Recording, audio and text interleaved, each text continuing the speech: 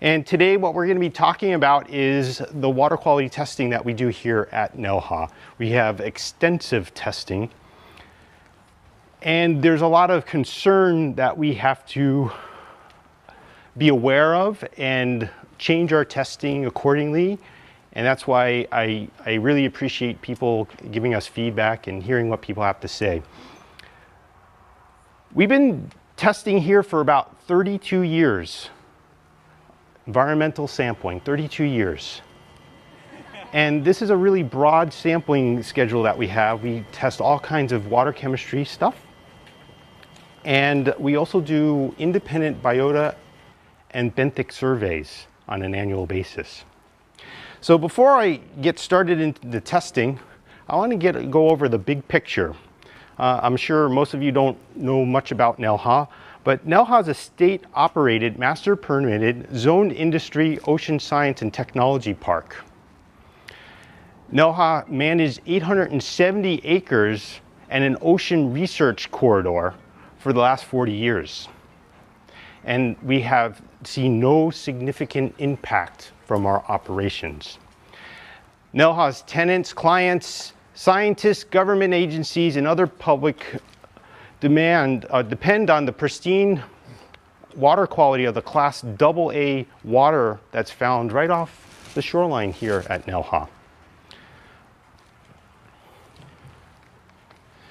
So what do we do here at NELHA? So that's who we are. What do? We pump water. We pump about 30 million gallons of water per day, seawater, to the businesses and clients here for aquaculture, mariculture, alternative energy, and water bottling. We also discharge about 30 million gallons of seawater at our facility on onshore surface trenches. Yes? Question. How much of that seawater is from land-based wells and how much is directly from the ocean? 100% from the ocean. Okay. Thanks. Roy, you know that answer. So here's the big ta-da. After 32 years of monitoring, we see no evidence of harmful change to the benthic, the fish biota, and the ankle and pond communities.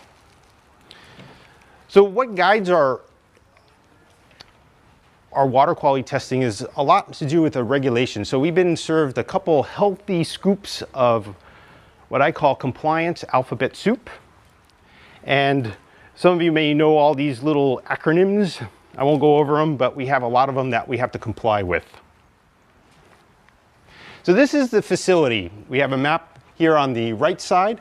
We also sample groundwater. We have 34 groundwater wells here. I believe there's 100 wells in the Keauhou hydraulic unit, but what I think is really interesting is the N number. We've taken, for groundwater samples, over 6,000 samples to date. We've also taken a huge amount of surface seawater samples, 1,282, and just below all that is the analytes that we looked at. The program changes over time. We're very dynamic because sometimes we find some information that says, okay, we're okay in this area. We need to allocate resources to another area. So you'll see here where we were sampling in certain analytes and how long and when we stopped. And we feel that we do an excellent job here through all the monitoring that we have performed in the past. We have an extensive environmental monitoring program to protect the pristine Class AA waters. Once again, our clients here rely on that water. It's not in our interest to damage it. And over the last 32 years of monitoring, we showed no significant impact on the environment. So my final remark is, I believe we have a wealth of data here. A wealth of data. And I think it could be useful in helping guide future direction. And if you're interested in our wealth of data, you can find it on our website. It's nelha.hawaii.gov. And you can find both the benthic and the fish surveys, the ankle and pond surveys, and the water chemistry data. Huge amounts of data that's on our website. Any questions? mission and the purpose of this place was to research energy generation with OTEC using the temperature differential in the deep water pipes, and that was really the reason for being. Mm-hmm. And now it seems like the reason for being is to not do any harm to the ocean. What kind of happened with the mission shift? We do not want to do any harm to it's always been our mission not to do harm to the ocean. And we do perform research currently on OTEC, which is the ocean thermal energy conversion. We have plans to perhaps building out some scale-up projects. So we're really excited about that. So OTEC hasn't disappeared. It's still here. It's just that we have looked at other opportunities of the seawater after it passes through the OTEC plant. It's like recycling. We already pumped the water up. Could you use the water for other opportunities? And that's the mariculture, the water bottling, the aquaculture, and that's what also is performed here. Why do you pump it up? Is it just for the benefit of the contractors that use it for commercial means? We are pumping the water initially for OTEC research, and we found that other people liked using the water. For instance, the aquaculture can grow out any type of fish from 5 degrees C to 25 degrees C because they can blend the waters together. And it's a unique opportunity. It's a unique resource. It's super clean, and we have a lot of opportunity for companies here that like to use that water for either research or commercial uses.